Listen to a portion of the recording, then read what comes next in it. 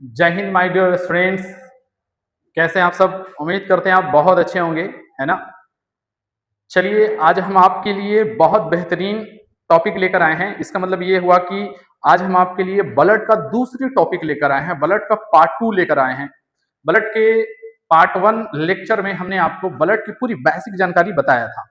अगर आप उस वीडियो को नहीं देखे तो आप उस वीडियो को जरूर देखें, ओके, है ना। चलिए आज हम आपके लिए ब्लड का दूसरा पार्ट लेकर आए हैं, है ना। आज इस टॉपिक में हम आपको समझाएंगे कि ब्लड जो है ना, ब्लड का कंपोजिशन क्या है, ब्लड का कंपोजिशन क्या है, ब्लड किस किस चीज से मिलकर बना होता है ना। आज हम इस टॉपिक में आपको यह समझाएंगे कि ब्लड किस किस चीज से मिलकर बना होता है। तो याद रखना है, ब्लड जो है मेनली दो पार्ट से मिलकर बना होता है। ब्लड का मेनली दो पार्ट होता है। पहला होता है लिक्विड पार्ट और दूसरा होता है हार्ड पार्ट। पहला होता है लिक्विड पार्ट और दूसरा क्या होता है? Hard part. लिक्विड पार्ट को प्लाज्मा कहते हैं। लिक्विड पार्ट को क्या कहते हैं?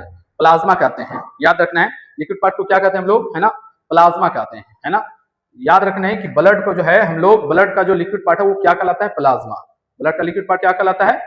प्लाज्मा कहलाता है। और ब्लड का जो हार्ड पार्ट होता है, जो रुधिराणु है ना, उसको हम लोग क्या कहते हैं? रुधिराणु कहते हैं। क्या कहते हैं? रुधिराणु। ब्लड का जो लिक्विड पार्ट है ना, वो प्लाज्मा, वो ब्लड का लगभग 60% अकेला होता है।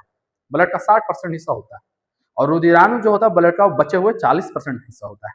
ठीक है, याद रखें। आप इसको ऐसे ही समझ सकते हैं।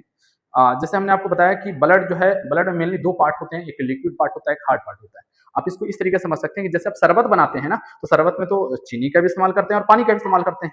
तो चीनी तो हार्ड पार्ट है, तो चीनी हार्ड पार्ट हो गया और लिक्विड है ना, क्या हो गया? हमारा पानी हो गया। तो उसी तरीके से यहाँ पर चीनी की तरह जो हार्ड पार्ट है हमारा कौन है? रुधिराणु है। और लिक्विड पानी की तरह जो है ना, लिक्विड पार्ट है, तरल है ना, तरल पदार्थ है, वो हमारा कौन है? प्लाज्मा है। जैसे आप चाय पीते हैं तो चाय बनाने में क्या क्या चीज की जरूरत पड़ती है? तो चाय बनाने में क्या चीज की जरूरत पड़ती है? चाय पत्ती की जरूरत पड़ती है, चीनी की भी जरूरत पड़ती है, पानी की जरूरत पड़ती है और भी कई चीजों का पार्टिकल्स की जरूरत पड़ती है जो मिलाकर चाय बनाते हैं। तो ऐसा थोड़ी है कि चाय जो है सिर्फ लिक्विड पार्टिकल से बनती है, नहीं, लिक्विड से कई चीजों की जरूरत होती है चाय बनाने में, है ना। तो यहाँ पर चाय, चाय पत्ती, चीनी, है ना, ये क्या हो गया? तो हार्ड पार्ट हो गया। हार्ड पार्ट कहने का मतलब क्यों हो गया? रुधिराणु हो गया, मतलब ब्लड का क्या हो गया? वो रुधिराणु हो गया। और लिक्विड पार्ट कौन हो गया? हमारा प्लाज्मा हो गया। इस माध्यम से भी आप इसको समझ सकते हैं, है ना, याद रखना है। चलिए आगे वाली बात हम लोग ये समझेंगे। आगे वाली बात हम आपको ये समझाएंगे कि ब्लड जो होता है वो लिक्विड पार्ट होता है। ब्लड में जो प्लाज्मा होता है लिक्विड होता है, लिक्विड पार्ट है, और जो 60% अकेला है, और रुधिराणु यानी कार्पल्स जो है ना, वो 40% है ना, जो हार्ड पार्टिकल्स होते हैं। ब्लड में मेनली खास प्रकार की प्रोटीन पाई जाती है जिसको हम लोग क्या कहते हैं? फाइब्रिनोजिन कहते हैं और प्रोथ्रोम्बिन कहते हैं। क्या कहते हैं? प्रोथ्रोम्बिन, है ना। ब्लड के प्लाज्मा भाग में, ब्लड के प्लाज्मा भाग में खास प्रकार की, मेनली प्रकार की एक प्रोटीन पाई जाती है जिसको हम लोग फाइब्रिनोजिन और प्रोथ्रोम्बिन कहते हैं, है ना। क्या कहते हैं? फाइब्रिनोजिन और फाइब्रिनोजिन ही ब्लड को गाढ़ा बना के रखती है। क्या बना के रखती है? अगर आप ब्लड लेते हैं और उस ब्लड में से फाइब्रिनोजिन को निकाल देते हैं तो आप देखेंगे कि ब्लड का जो रंग है हल्का येलोइश हो जाएगा, मतलब पीले रंग का हो जाता है। और ब्लड कैसा हो जाता है? पतला हो जाता है। कब? जब उसको ब्लड है ना, ब्लड में से हम लोग क्या निकाल देते हैं? जब फाइब्रिनोजिन को निकाल देते हैं। समझ में आ रहा है ना। जब ब्लड में से हम लोग फाइब्रिनोजिन को निकाल देते हैं तो ब्लड जो पतला हो जाता है, येलोइश कलर का हो जाता है, यानी हल्का पीले रंग का हो जाता है। उस पीले रंग वाले भाग को हम लोग सीरम कहते हैं। क्या कहते हैं? सीरम कहा जाता है। ठीक है, क्या कहा जाता है? सीरम कहा जाता है। और उसी सीरम से, है ना, बीमारियों की जो जांच की जाती है, ब्लड आप जाते हो ब्लड जांच करवाने के लिए, है ना, देखे होंगे, आप गए होंगे, कई बार आप लोग सब गए होंगे, है कि नहीं। तो ब्लड में जो जांच करवाई जाती है ना, तो ब्लड बीमारियों की जो जांच करवाई जाती है वो सीरम से करवाई जाती है। सीरम से दिखा रहे हैं हम आपको, सीरम, है ना, देखेंगे ध्यान से आप। ठीक है, यही वाले भाग से, है ना, यही वाले भाग से, है ना, ये वाले भाग से, है ना। इसी पार्ट को देखो, ये है ना पीला कलर का, है कि नहीं पीला कलर का, इसी पार्ट को हम लोग सीरम कहते हैं। क्या कहते हैं? सीरम कहते हैं, है ना। और बीमारियों की जांच ब्लड से सीरम ही को निकाल कर की जाती है। हमारे शरीर में, हमारे ब्लड, है ना, हमारी बॉडी में जो बीमारियों की जांच की जाती है तो ब्लड से क्या निकल के? सीरम को निकाल के, है ना, बीमारियों की जांच की जाती है। समझ में आ रहा है कि नहीं आ रहा है? चलिए, तो हम आपको बता रहे थे, है ना, ब्लड के कंपोजिशन के बारे में हम आपको किस बारे में बता रहे थे? ब्लड के कंपोजिशन के बारे में हम आपको समझा रहे थे। समझ में आ रहा है कि नहीं आ रहा है? तो ब्लड जो है ब्लड जो है मेनली के, ब्लड का जो है मेनली कितने कंपोजिशन होता है? मेनली कितना पार्ट होता है? दो होता है। एक पार्ट होता है ना लिक्विड पार्ट, है ना, जिसको जो प्लाज्मा होता है, और दूसरा होता है क्या, है ना, हार्ड पार्ट जो रुधिराणु होता है।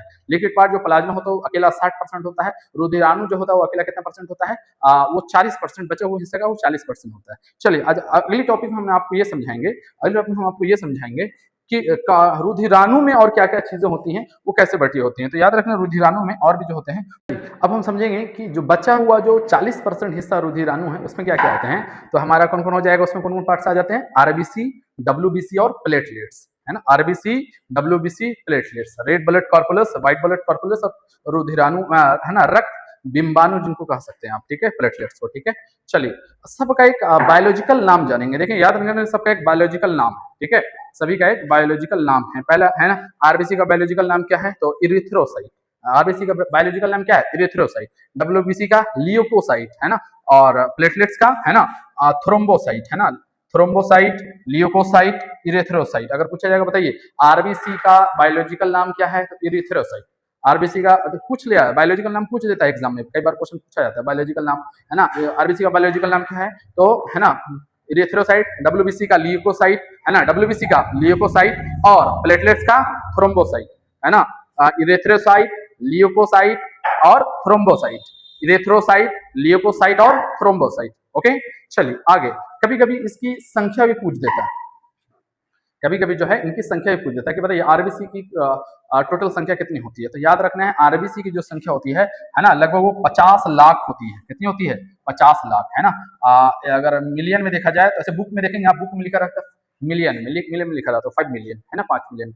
मतलब ये हुआ कि आरबीसी का बायोलॉजिकल नाम जो है इरिथ्रोसाइट है। कभी कभी इसकी संख्या भी पूछ देता है, तो इसकी संख्या जो होती है हमारे ब्लड में वो, है ना, वो कितनी होती है, 50 लाख होती है, यानी 5 मिलियन, ठीक है।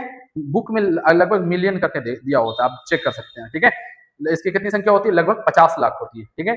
और डब्ल्यूबीसी की संख्या कितनी होती है, मात्र 10,000। कितनी होती है, 10,000, है ना। डब्ल्यूबीसी की संख्या कितनी है, 10,000, है ना।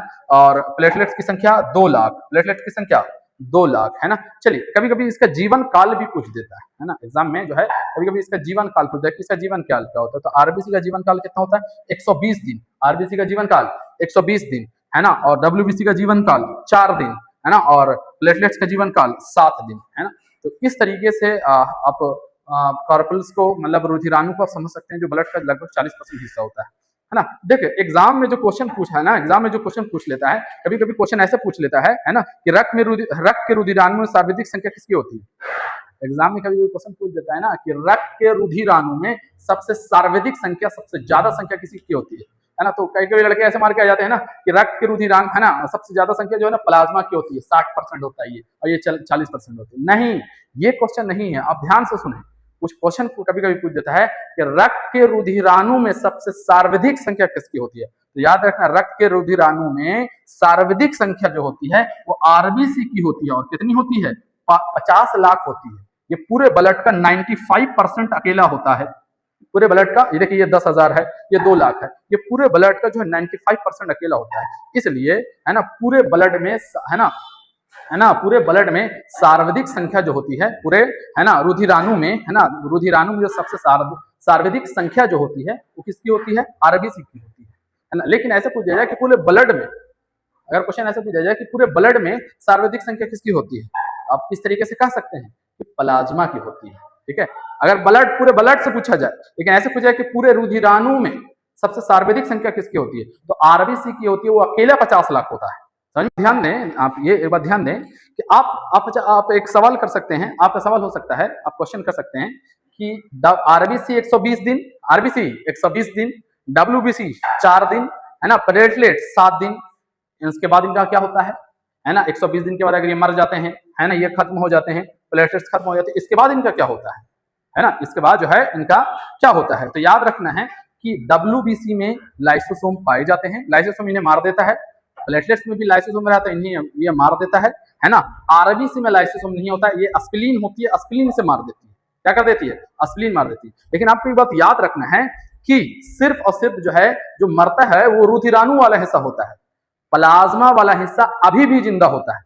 जो 60% वाला हिस्सा जो प्लाज्मा है वो अभी भी जिंदा हो। प्लाज्मा क्या कहता है, प्लाज्मा क्या कहता है कि तुम लोग चीनी चपत्ती की तरह मेरे पीछे पीछे क्या कर रहे थे, घूम रहे थे, है ना। तो एस्पिलिन क्या करती है, एस्पिलिन क्या करती है कि आरबीसी की जो खराब मात्रा है उसको क्या कर देती है, छान देती है। आरबीसी की खराब जो आरबीसी जो मर जाते हैं उसके बाद एस्पिलिन क्या कर देती है, उसको छान देती है। क्या कर देती है, छान देती है। एक बात याद रखिएगा कि, है ना, कौन भाग खराब हुआ है, सिर्फ और सिर्फ रुधिराणु। लेकिन प्लाज्मा वाला हिस्सा अभी भी क्या होता है, जिंदा होता है ना। फिर से क्या होने लगता है कि हमारे शरीर के बोन मैरो में, हमारे शरीर के बोन मैरो में WBC बनती है और कहाँ जाके मिल जाती है, प्लाज्मा में मिल जाती है। प्लेटलेट्स बनता है और कहाँ जाके मिल जाता है, प्लाज्मा में मिल जाता है। WBC बनता है और कहाँ मिल जाता है, प्लाज्मा में मिल जाता है। इस प्रकार से है ना, जो बनते जाते हैं फिर प्लाज्मा में मिलते जाते हैं, बनते जाते हैं प्लाज्मा में मिलते जाते हैं। इस प्रकार से ब्लड का फॉर्मेशन होता जाता है। समझ में आ रहा है कि नहीं आ रहा है? तो इस तरीके से हम लोग आप इस चीजों को समझ सकते हैं।